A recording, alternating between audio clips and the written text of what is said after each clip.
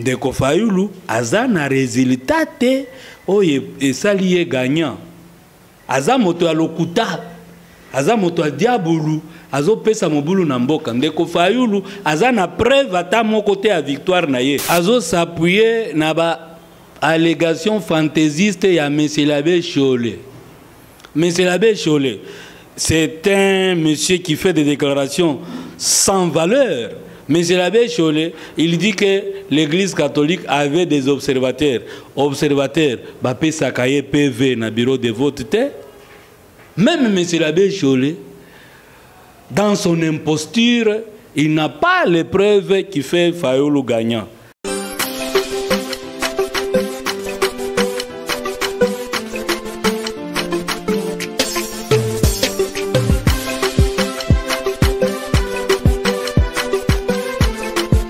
Bonjour fidèles téléspectateurs de l'Indika TV 243. Mbote Bisika News Tubozwami, toujours dans l'émission Nabiso, Vérité sur la politique. Ah, on a déjà na plateau, on a invité Nangaï par rapport à Makambo ya politique, ndenge zali kotambola, na kati ya mboka Nabiso, banungu ndenge zali koleka, koto balobi boye, yango na yambeli bino lelo, honorable Michel Lukusa, amekana nuko yimbule la biso mwambuke politique ndenge komi kotambola après l'élection, après remise et reprise ya président Félix Sepe na ancien président Joseph Kabila ndenge lekaki pe na meeting ya Martin Fayulu oyo la muka esalaki na s'intéresse na réponse oyo batu ya IDPS bapesaki par rapport à meeting ya Martin Fayulu ndenge elekaki bango pe batindaki malobake bango pe bakobeta sete bakosala pe meeting même place oyo Martin Fayulu asalaki meeting bango pe bakokende kuna le 15 février ndenge tozali koloba déjà pote bakende kopesa réponse na Martin Fayulu na makambo oyo alobaki na meeting wana ya s'intéresse tokoyambela bino bongo honorable Michel aza déjà na plateau na ngai. Bonsoir honorable. Bonsoir maman journaliste. Bonne santé. Ça va très bien maman. Bonne politique ezotambola malamu senoyo. Oui maman, politique ya mboka na biso ezokende malamu mingi. Omoni Congo na biso babenga kango République démocratique du Congo. Ça veut dire c'est un pays qui aspire à la démocratie. Congo na biso esengeli na dictature te. Yangonde lokola démocratie ezali processus lelo mama naza na esengo ya koyebisa yo ke démocratie ya mboka na biso Congo ezokola sekokola tokomi na niveau oyo moto akozwaka bokonzi na coup d'état aza lisusu te wana esengo tozali na yango nasalaki na ba émission ya liboso na ebisaki yo ndenge tobundelaki démocratie po ezonga na mboka oyo ngai na ebisaki yo ndenge Papa Tshisekedi ayaki na Sun City atambolaki tina Goma kokutana na bato ya RCD po bazongela dialogue ya Sun City basigné accord global et inclusif basala gouvernement ya transition oyo molongi moko azalaki te un pouvoir partagé 1+4 pour l'avènement de la démocratie. Depuis 2006 tokomi na ba cycle électoral. 2006 toponaki Kabila Joseph.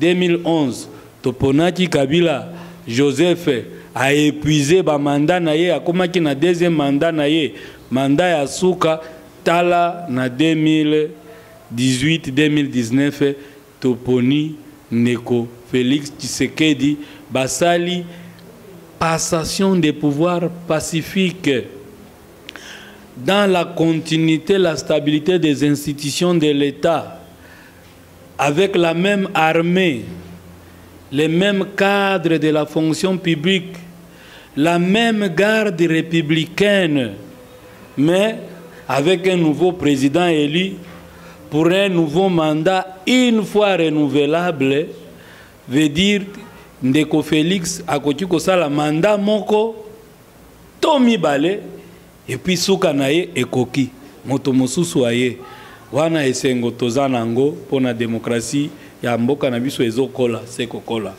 Merci beaucoup, honorable Michel.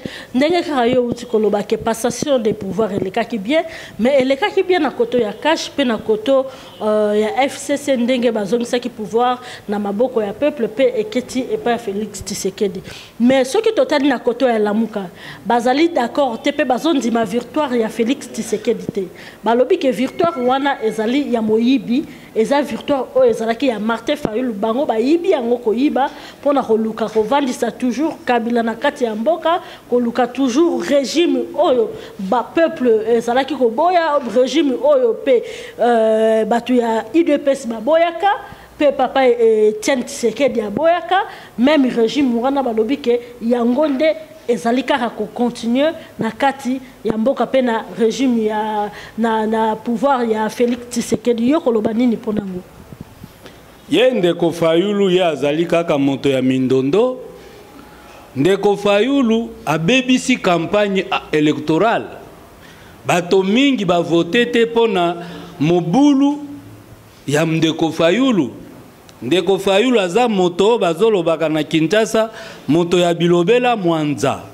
Ye ndeko Fayulu alobaki machine koleka te. Ye abandi kozela aleka président kaka na machine wana. Ye ndeko Fayulu aza moto ya mindondo mingi. Atika mobulu azonga moto, atala sima azonga moto. Pamba te akotsuka na mbeba ya mabe. Bato mingi ba vote te pona ndeko Fayulu. Biso tozalaki ba candidat tozangi ndenga kosala campagne pona lokuta ya Fayulu wana oyo alobaki machine ya voter koleka te. Awa mamanya tokomi na élection. Ndeko Fayulu azo réclamer victoire. Na machine a voter te. Tika afuta mabeo ya salaki ya kobebisa maela ba Congolais na machine à voter ya koselaki makambo. Lelo machine à voter ekomi malamu elekisa ye président. Tika ete Fayulu asamboa na mabe ya salaki abebiseli biso campagne na ko empêcher biso to expliquer na population comment voter avec la machine à voter. Biso to perdre l'élection pona mobulu ya Fayulu wana. Sikoyo biso tondimi na sportivité ngai wayo mamanya olukinga mingi ozomona ngatele lozi ngai ngana zongi mosala na ngai akala ngala zalaka fonctionnaire à l'état na yaki na campagne électorale na mise en disponibilité. Malheureusement Fayulu na mobulu na ya BBC campagne en diabolisant la machine à voter. Pona Fayulu wana tozangaki ko expliquer bato ndenge nini bako voter biso na machine à voter. Fayulu ye moko pe azonga ki na kati ya makambo ya machine à voter après yaki kondima machine à voter ke bato bakende na nzela ya machine à voter po ba voter okoloba nini na esika wana sinde nazoloba ye azali moto ya mbeba ye asalaka politique ya distraction, ya perturbation, ya mobulu. Ye Fayulu aza moto ya mindondo mingi. Machine à voter, ya votaki na machine à voter lisusu ndenge nini. Ya yebisaki bino bapanzisango ke soki machine à voter ngai Fayulu na koleka te. Lelo akomaki ndenge nini liboso ya machine pe à voter. Ye Fayulu aza moto mabe, yende a BBC élection oyo, yende a BBC campagne électorale na lokuta ako c'est la ndeko Corneille Nanga makambo mabe ako c'est la machine à voter makambo mabe mokolo a vote bato nyonso bake bakuti machine à voter eza nango bien ba voter oyo aganyaki aganye sikoyo ya lingika kape kaka machine ya mabe wana elekisa ye justice ya Nzambe nde etie ye pembeni ye Fayulu asengeli koleka présidente na machine à voter oyo aboyaki. Ce n'est qu'une justice de Dieu. Atika bilobela to vanda biso kima nous les perdants to perdre moto na moto azonga na mosala na ye akala. Mwana mboka Michel tozonga nanu mwa muke na maloba ya Martin Fayulu. Soki lelo ke ndenge olobi ke ye aboyaki machine à voter, oui tout le monde qui peut akenda ki nango kaka na machine à voter wana. Mais soki azake réclamation o azali ko sala mikolo na mikolo ke victoire na ye eza ya koyiba bayiba ki yango soki eza vraiment réellement eza faux. Pourquoi pas kozonga nanu ko kende na ko sala ba racontage ndenga lobaki to compter bureau par bureau ya seni poto yeba nani ya gagné ki ole ko pesa kaka résultat nyonso tumbala moko na kosangisa na liboke mbala moko bongo ole ko kende na moko ndenge ezalaka tomona kana kelasi. Pourquoi pas ko kende na nzela oyo faulu ya pesa ki wana mama omoni soki e faulu azalaka moto ya bwanya ya komikitisa soki andimaka dans l'obéissance civique soki andimaka programme ya seni ndeko Fayulu alingaki akokisa ba témoin na ye na ba biro nyonso. Ndeko Fayulu alingaki azwa ba procès verbal biro moko na moko. Ndeko Fayulu akokaki pe kolakisa ba preuve na Cour suprême pour réclamer na buzoba na ye moko, permettez-moi le terme, il a saboté le processus électoral. Il n'a même pas eu le temps d'aligner les témoins. Ndeko Fayulu aza na résultat te oye esali gagnant. Aza moto ya lokuta, aza moto ya diabulu, azo pesa mobulu na mboka. Ndeko Fayulu aza na preuve ata moko te ya victoire na ye. Azo s'appuyer na ba allégation fantaisiste ya Monsieur l'abbé Cholé. Monsieur l'abbé Cholé, c'est un monsieur qui fait des déclarations sans valeur. Monsieur l'abbé Cholé, il dit que l'église catholique avait des observateurs. Observateurs, Bapé Sakaye PV na bureau de vote. Même monsieur l'abbé Cholé, dans son imposture, il n'a pas les preuves qui fait Fayulu gagnant. Et Zakaka Batomabe, qui n'ont pas l'amour du Congo, qui ont voulu faire rater au pays la gloire de célébrer la bonne réputation d'un État démocratique. Tosali élection à Kitoko, tosali exploit na Mobulute, Kabila accueilli Félix Akoti. Et l'Ojuana, Oyelingaki Ata, Bapesa prix Nobel na Joseph Kabila. Prix Nobel na IDPS pour une lutte armée, pour une lutte non armée, une lutte pacifique qui a abouti. Ndeko Joseph Kabila, pour le respect de la Constitution malgré toutes les diabolisations, l'IDPS na Congo na Joseph Kabila ba mérité prix Nobel de la paix. Indignité, il y a ba mauvais compatriotes lokola ba Cholé wana na ba Fayulu. Nde bazo diaboliser mboka na mboka bapaya pour Congo et rater le kumu oyazo mérité. Ye Cholé wana qui a ben naye et ça na valeur lisusu te. Notre pays a réalisé un événement louable dans la démocratie. Un président Kabila accueilli dans la paix. Atikeli Félix dans la paix. Quand ceux qui ont la Simon Félix, Baoyo Vandaki Gobate la Kabila, la même garde républicaine de Bazobate la Félix Leloyo. Il n'y a pas chasse à l'homme. Donc la fraternité congolaise est en train de se consolider. Yangwana peuple bazali kolobake régime échangé. Il y a toujours Kabila derrière Félix Tshisekedi. Régime ko changé, cela veut dire ba Congolais moko ba kende libanda ba kimamboka ba mosusu baya nde Congo bino bozoluka. Non, le Congo ezali mboka ya unité. Même l'opposition telle que nous la vivons à la congolaise, c'est une activité rétrograde. C'est une activité inutile. On a besoin, après les élections, de cesser tout antagonisme, que tout le monde aille au travail. Mabe namboka na biso po tozalaka na ba politicien chômeur. Un politicien sans emploi. Ye azaka ka makelele na politique mais azalaka na mosala te na vie na ye. Ngai ndeko na zoyebisa yo awa. Na yebisa ki ke mama tozo sala émission ya suka ngai je rentre dans ma vie apolitique. Nga naza fonctionnaire de l'État, naza la politique activité. Pona komata candidat et senga kana pesa mise en disponibilité pona mi boaka na politique. Ce qui est simbité na tiki politique na zongi na mosala nanga pona zalaka na mosala. Ba oyo baza na misala te. Ba chômeur. Nde bazo mi préparer awa Félix azui mosala.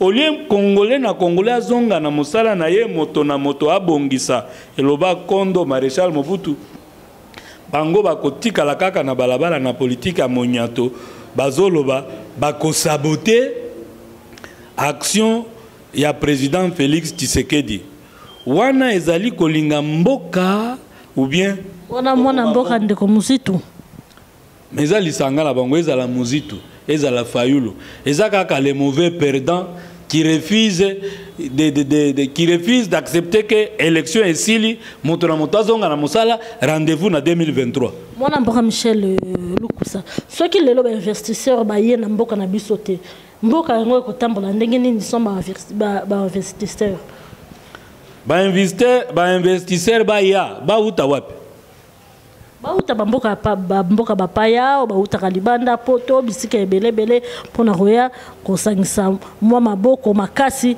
na président pona kokende mboka ekende liboso maman ka recréer ba misala makambe belé na mboka maman avant ba investisseur bapaya baya tozali nano na ba investisseur congolais yo ozali investisseur osali entreprise na yo tozomona ezokola okomi na balandi ebele mikolo yo tu as investi on monte entreprise ozala ba cameraman soki moko mibale kala mingi te okotonga studio oko engager ba cameraman okobanda kotinda ba mission ya reportage na Congo mobimba pour couvrir le Congo entreprise na yo ekokola oza investisseur ponga na kende kofongola ferme na kata bilanga na banda kolona café na lona cacao na lona EVA.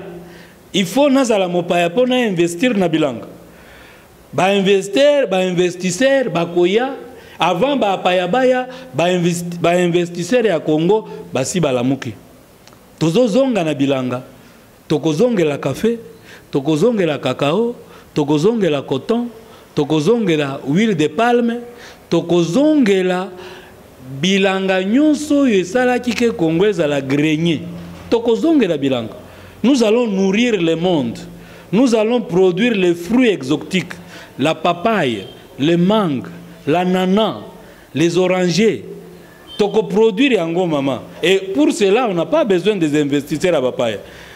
Congo balobaka scandale géologique. Et sengaka bokonzi ya bwanya ya kimia mobulute poto kende liboso. On n'a pas tellement de l'exclusivité ya ba investisseurs ya ba ndengo bozolela.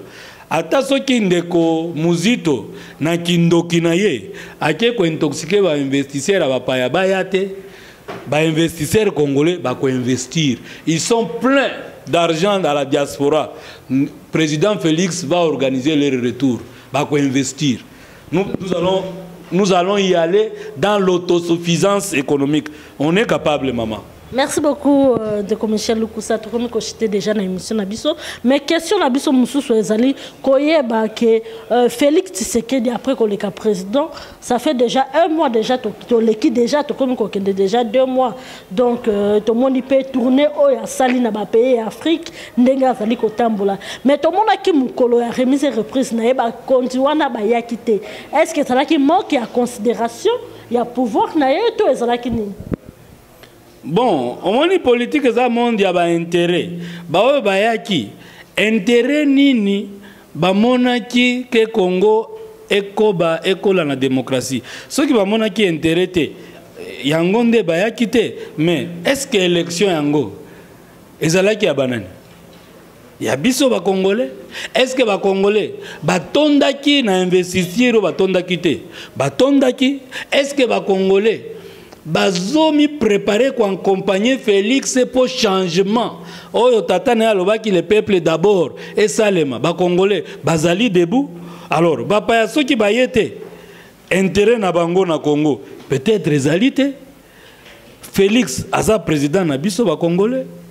Félix tokotika ye mon côté. Félix aza président bureau na eza kaka wana Kinshasa, mais Félix akosala bilanga te. Félix akosala ba fermeté. Félix akozala gouverneur na ba province te. Félix akozala administrateur de territoire te. Félix akozala fonctionnaire de l'état te lokola nga naza fonctionnaire. Eza congolais moko moko nde atelema asala rôle na ye po Congo ekende liboso. On n'a pas besoin que bapaya baya kaka. Mais ceux qui baillent, ils sont les bienvenus parce qu'on ne peut pas évoluer à vase clos. Mais nous ne pouvons pas aller vers les bapaya yango dans l'indignité. Nous avons besoin de notre dignité. Nous ne sommes pas des mendiants. Mupaya soki aye na ba condition de nous pousser à la mendicité. Toko benganaye. Déjà coup de chapeau na système ya ndeko Joseph Kabila o esala kike to organiser élection na mbongo na biso moko. C'est un bon départ. To banda pe ko financer ba investissement na mbongo na biso moko te. C'est ça l'indépendance. C'est ça la souveraineté. C'est ça le patriotisme. Donc ngai je dis sans effet na ba congolais nyonso yo bazo afficher comportement ya kindoki oyo bazo lakela mboka na biso mabe sans effet na bango bakokokate. Merci beaucoup Balandi Ndeka TV. Nous allons continuer Koko Batotikane na des questions pour Ndeko Michel Lukusa. Ndeko Michel Lukusa, tout le monde a toujours na bamboka ebele na ba pays ebele. Ceux qui président ainsi qu'à côté na mboka changement ezalaka surtout côté ya ba prisonniers politiques pe na ba ndeko o bazal na ba exil na bamboka ya ba paya.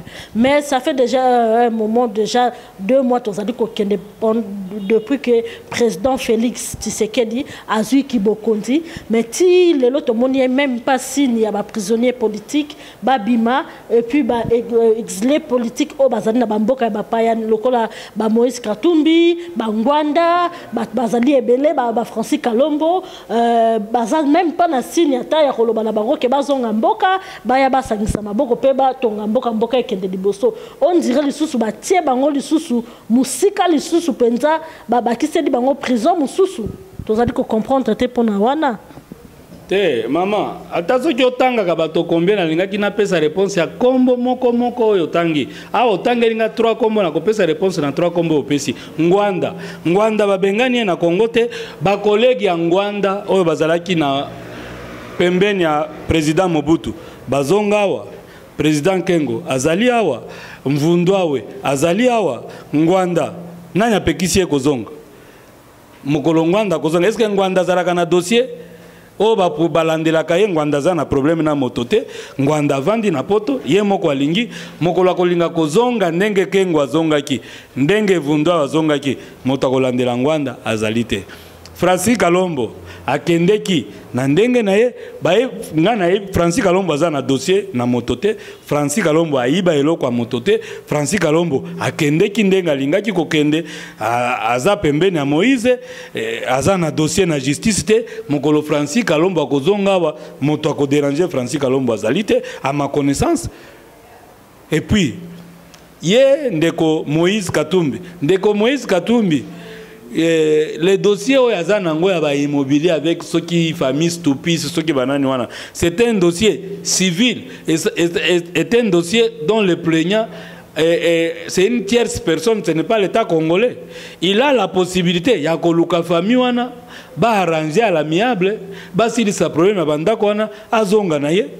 Na ebité ceux qui l'État congolais a koloba ou bien président ya mboka Congo koloba yo stupis nandako yo okambaki Moïse abotoli ndako ngai l'État na annulé procès wana Moïse atikala libre ndako na yo ebunga justice ndenge wana ezalaka te. Moïse aza na dossier ya ndako ya bato mokolo bakosira na stupis Moïse akozonga na ebité ceux qui équipé l'État congolais na nini. Alors entre temps le président Félix c'est un procédurier, Azo respecté procédure. Lui, il a été investi. Mais le Parlement a un bureau provisoire le Parlement est en train de s'installer, qu'à la Mingité, un informateur devra dégager la majorité parlementaire. C'est au regard de la majorité parlementaire que le président va désigner le premier ministre formateur du gouvernement. C'est le premier ministre formateur du gouvernement qui va élaborer un projet gouvernemental qui incarne l'idée. Il y a changement. Ndeko Félix Ayenango. Nous sommes dans une transition où le gouvernement de Bruno Tshibala, c'est le gouvernement de Kabila qui est en train de partir. Donc, il n'a que 18 jours au pouvoir, Ndeko Félix. On ne peut pas être pressé, on doit respecter la procédure. Il faut éviter la démagogie et le populisme. On doit attendre que la majorité parlementaire soit dégagée au regard d'un informateur à l'installation d'un bureau définitif pour qu'un formateur du gouvernement soit désigné et puis former un gouvernement avec un programme à adopter au Parlement par la majorité qui sera dégagée. C'est ça la procédure. On ne va pas brûler les étapes. Mais pour les prisonniers politiques, tout le monde aura toujours, même temps, tout le monde a papa Kabila, le père Ayaka na Kinshasa, tout le monde a prisonnier politique, mais Tshisekedi, tout le monde a prisonnier. Et puis Ndeko Frank, Dion appelle à Lobi Boyke, appelle Félix Tshisekedi 3 mois, ceux qui a BBC était na prison, à Robibalissus na prison. Est-ce que ça m'a bongo? Non, maman, au moni, hein, na démocratie autozokola. To banda kosala ata mwa autocensure ata bino eza ba dossier mosusu ba thème mosusu boya mbaka yango te na ba émission oyo Franck Diongo alobi c'est de l'imposture. Lui il parle au président qui a payé 3 mois, ceux qui va payer 3 mois à Kobimate. Est-ce que Félix a ébiné Franck Diongo à Kotaki? Félix n'a pas dit que Franck Diongo a séquestré major wana babetaye na lopango na yepo bakangaye. Donc baba information mosusu ya monyato mama bozwa kayangote bolo bakango kutute bato batika ba aventure. Franck Diongo a purgé peine na ye a sa la vie na ye. Il n'a rien à faire avec Félix. Félix ndi akanga qui était à kotaki na ndenge na ye Franck Diongo akobima na ndenge na ye. Mais prisonnier politique. Non, prisonnier politique ça veut dire quoi? Lui il a séquestré un major, on l'a arrêté pour cause et blessure. Où est la politique? Prisonnier politique est à la cate maman. Au parquet, il n'y a pas de prisonniers politiques. Donc, ce sont les aventuriers politiques qui politisent leurs infractions, qui veulent devenir des intouchables. Naye naibio, au violet moi nabato, bakangi avec, par exemple, Jomi Dongala, il était l'ami. Dans le téléphone, dans la correspondance, il y a des jeunes filles, ce sont ses amis. C'était ses amis comment? Dans le téléphone, tu t'écris des SMS. Bakangi au prisonnier politique, bana yabato baminer, tu es leur camarade comment? Il y a des informations, maman, je vous dis, ne prenez pas tout. Vous devez vous autocensurer. Bah, information à Mouniato, Bolongo la Kayango déjà.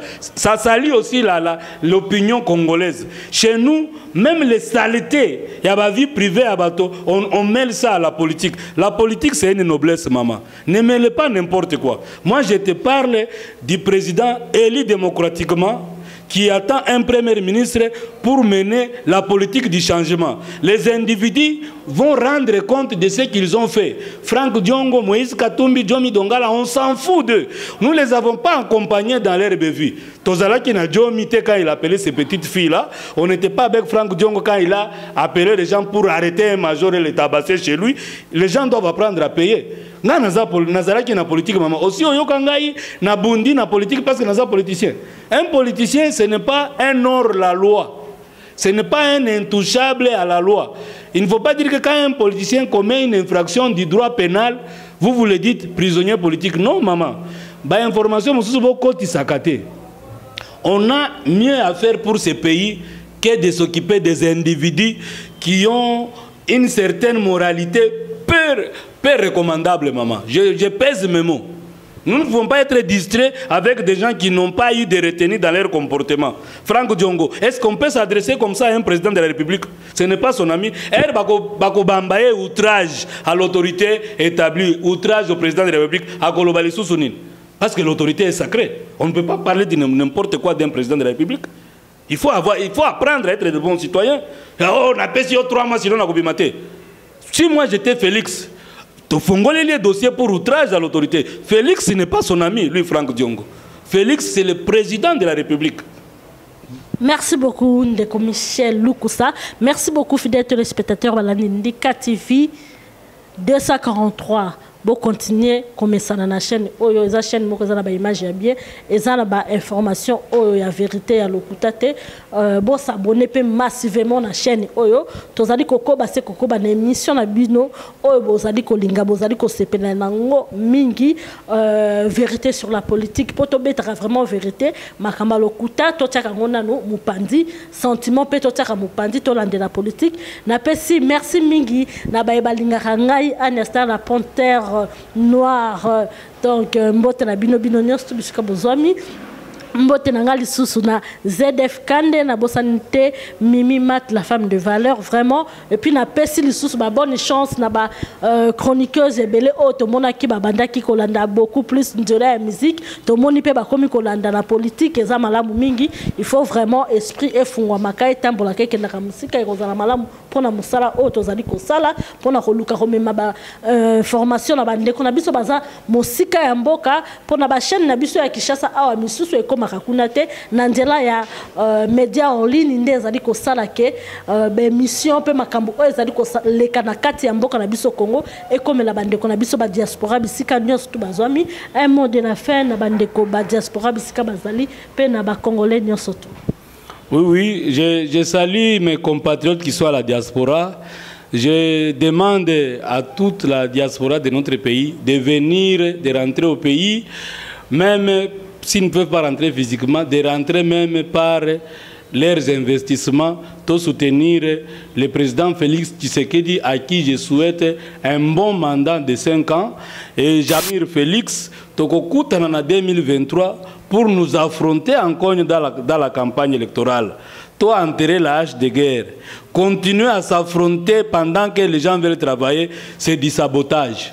Ce n'est pas de l'opposition. Donc, to soutenir Ndeko Félix Tshisekedi, motona niveau nae, to accompagner Papa Mobutu alobaki motona moto abongisa. Le président Félix n'est pas un magicien. Seul, il ne peut rien. Mais avec l'appui de tout Congolais, même de la diaspora, il peut tout. To soutenir yé pour na bolamu ya mboka na biso. Soni eleki mingi pour na Congo, to démarrer en balaoyo. Merci beaucoup, cher Internet. Et on dit non à la tribalisme parce que yango ezali ko panzambo, ezali ko torambo kate, to kutani bongo mikole koya. Merci.